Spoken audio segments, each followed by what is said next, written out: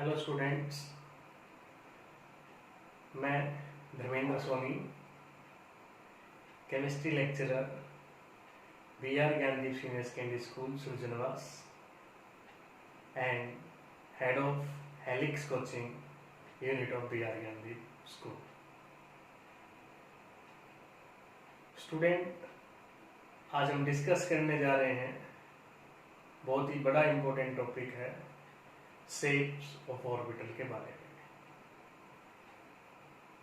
Last lecture में quantum number पढ़ा, उसकी टाइप्स पढ़ी, उनकी कैलकुलेशंस के बारे में पढ़ा। आज हम पढ़ने जा रहे हैं ऑर्बिटल्स की शेप्स। जब कैरेक्टरिस्टिक्स की बात कर रहे थे तो शेप जहाँ डायरेक्शनल की बात आती थी, orbitals are directional in nature. जो भी चीज डायरेक्शनल है उसकी एक शेप होती है। तो आज हम बात करेंगे डिफरेंट टाइप की ऑर्बिटल्स और उनकी शेप के बारे में। तो स्टार्ट करते हैं आज का लेक्चर, शेप्स ऑफ ऑर्बिटल। इससे रिगार्डिंग शेप्स ऑफ ऑर्बिटल्स साथ साथ आपने नोट्स बनाने हैं। Orbitals are directional in nature. जो ऑर्बिटल्स हैं वो डायरेक्शनल है नेचर के अंदर। They have different shapes. Directional है, एक पर्टिकुलर डायरेक्शन में होंगी और उनकी डिफरेंट शेप्स होती हैं। मींस हर ऑर्बिटल अलग अलग डायरेक्शंस के अंदर मिलेगी, उसकी ओरिएंटेशंस अलग अलग डायरेक्शन में अलग अलग होगी। तो शुरुआत करते हैं एस ऑर्बिटल से। Shape of S orbital. S orbital is only one in type. Quantum number में हमने निकाला था, मैग्नेटिक क्वांटम नंबर के अंदर जो ऑर्बिटल के बारे में बताता था। कैसे निकालते थे magnetic quantum number? m0 to l-1। और s ऑर्बिटल के लिए l कितना होता है? 0 होता है। s orbital only one type की होती है। s orbital is of one type only and it is non directional. ये बात भी बड़ी इंपॉर्टेंट है ध्यान रखने के लिए कि name the orbital which is non directional. तो s ऑर्बिटल है वो नॉन डायरेक्शनल होगी। इसके बाद s ऑर्बिटल की शेप कैसी होगी? तो s ऑर्बिटल नॉन डायरेक्शनल इसलिए है कि उसकी शेप स्फेरिकल होती है। स्फेरिकल, थ्री डायमेंशनल होगी। जो भी ऑर्बिटल है वो थ्री डायमेंशन में तो होगी। ये बात कन्फर्म है। स्फेरिकल शेप है। स्फेरिकल का मतलब मैंने तीन एक्सिस ले लिया यहाँ पे, एक्स एक्सिस, वाई एक्सिस और जेड एक्सिस। इलेक्ट्रॉन पाने की जो प्रोबेबिलिटी है ऑल डायरेक्शन के अंदर, ऑल एक्सिस के अंदर, वो क्या है? यूनिफॉर्म है, एक जैसी। इतनी ही प्रोबेबिलिटी एक्स एक्सिस में है, इतनी ही प्रोबेबिलिटी वाई एक्सिस में है और इतनी ही जेड एक्सिस के अंदर है। तो सभी एक्सिस के अंदर जो प्रोबेबिलिटी है फाइंडिंग ऑफ इलेक्ट्रॉन वो क्या रहेगी? सेम रहेगी। इसके बाद हम बात करते हैं पी ऑर्बिटल के बारे में। शेप ऑफ पी ऑर्बिटल, कि पी ऑर्बिटल की शेप कैसी होगी। तो पी ऑर्बिटल की जब शेप की बात करेंगे तो पहले उसकी नंबर की बात कर लेते हैं। तो p orbital are 3 in number. Magnetic quantum number से आप निकाल सकते हो। p के लिए l की वैल्यू 1 होती है एजिमुथल क्वांटम नंबर की। उसमें पुट करेंगे -1, 0 और +1, तीन वैल्यू इसके लिए आएंगी। और तीन टाइप की ऑर्बिटल कौन सी होती है? px, py और pz।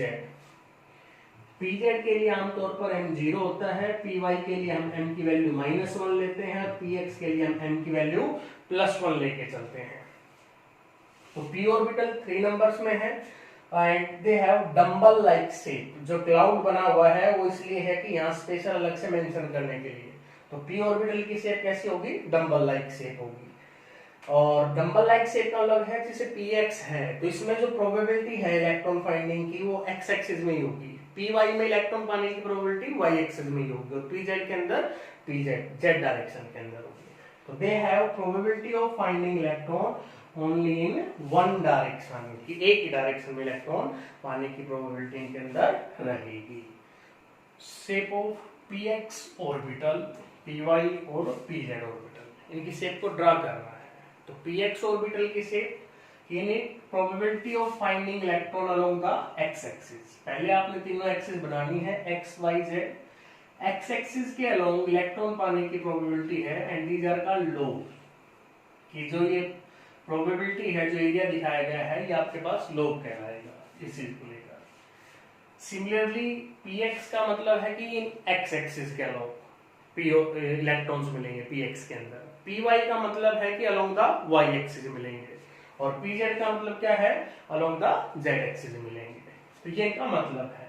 y एक्सिस की बात थी तो y एक्सिस के अलोंग दिखा दी इलेक्ट्रॉन की प्रोबेबिलिटी, z एक्सिस की बात थी तो z एक्सिस के अलोंग। तो these are the 3 types of p orbital, px, py, pz और their shapes dumbbell like shapes. उनकी शेप कैसी होगी, तो बात कर रहे हैं शेप्स ऑफ d ऑर्बिटल के बारे में। d orbitals are 5 in type: dxy, yz, zx, x square minus y square and dz square. These are the value of magnetic quantum number for these 5 orbitals. In magnetic quantum number we can find the value of magnetic quantum number for the d subshell -2 to +2. +2 किसके लिए लेनी है आपने, dxy के लिए। dxy है तो उसके लिए +2 वैल्यू लेंगे, dyz के लिए हम +1 ले रहे हैं, dzx के लिए -1 वैल्यू ले रहे हैं, dx square minus y square के लिए -2 और dz स्क्वायर के लिए हम 0 वैल्यू ले रहे हैं। ये आपको याद रखनी है। क्वांटम नंबर में जब आप वैल्यू कैलकुलेट करते हो n, l, m और s की, वहां पर आपको यूज होगी। अब मेन बात आपकी शेप के बारे में, शेप ऑफ d ऑर्बिटल। तो d ऑर्बिटल की शेप कैसी है, double dumbbell like shape. p orbital में डंबल लाइक था, यहाँ डबल डंबल लाइक शेप हो गया है। यहाँ पर हमने इसको अलग से मेंशन किया है, डबल डंबल लाइक शेप इनकी हो। डबल डंबल का मतलब क्या है कि सिंगल डंबल का मतलब एक ही एक्सिस के अलोंग इलेक्ट्रॉन्स थे, यहाँ 2 एक्सिस है जिसके अलोंग या उनके बिटवीन इलेक्ट्रॉन पाने की प्रोबेबिलिटी रहेगी। तो डी ऑर्बिटल में 2 ही संभावनाएं हैं आपके पास, या तो अलोंग द एक्सिस या बिटवीन द 2 एक्सिस, इनके अंदर इलेक्ट्रॉन मिलेंगे। They are 5 in type but dz square orbital not have double dumbbell like shape।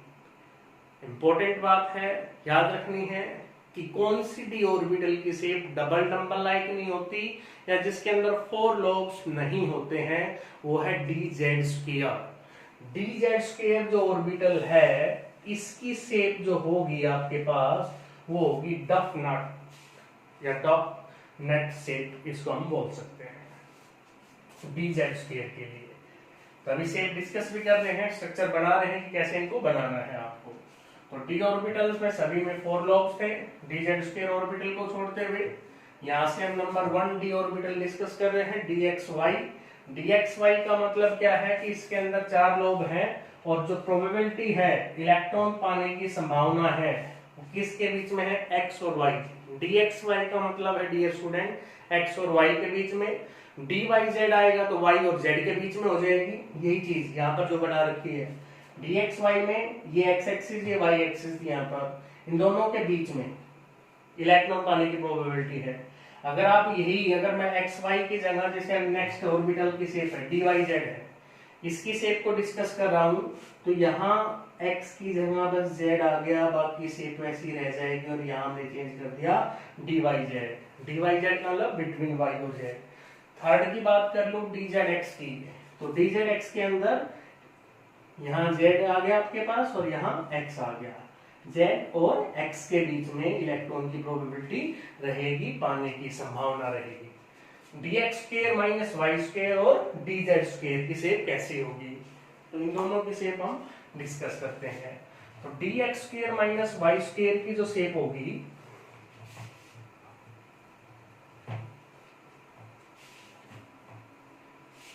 dx square minus y square की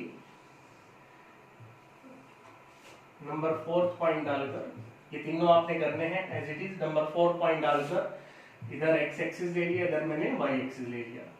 तो इसमें जो प्रोबेबिलिटी है along the x axis and along the y axis, क्या difference हुआ दोनों में, dxy में और dx square minus y square में।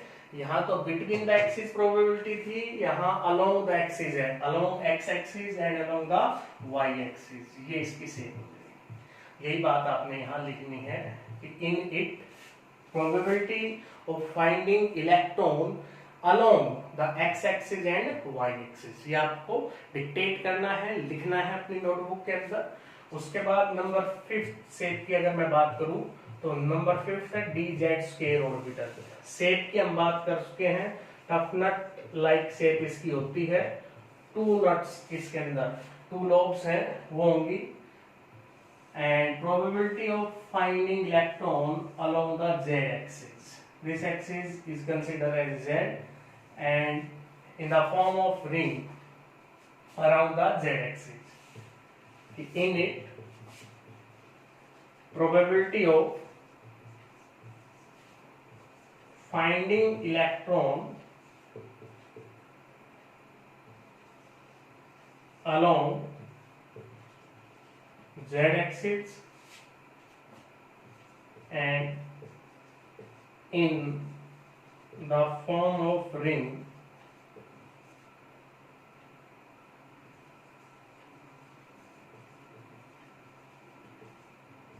along z axis, कि z axis के along ring की फॉर्म में और along the z axis. So it's all about the shapes of orbital and about the f orbital shapes which are not included in our syllabus and they have complex shape. Okay, so in next lecture we are discuss about the rules of electronic configuration. Stay tuned. Bye bye.